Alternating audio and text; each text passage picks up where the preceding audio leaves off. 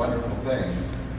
And so we want to create great grandmothers, and that of course starts with educating girls and educating children generally. And that's why the work that NWELE, the work that they do is so important. It's so important that this be indigenous. I think it's a lot of what I saw in Africa that I didn't like was Americans and Europeans coming in and doing things for the Africans, and building wells for them or whatever, and then leaving. And this project is actually being done by the people themselves, with help from Africans in this country who are going back and helping.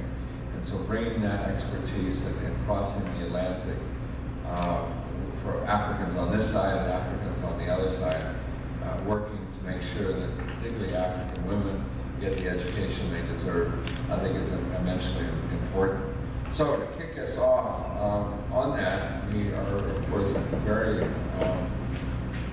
wonderful to have Christina Okechukwu, who will talk about the great work that NWELE does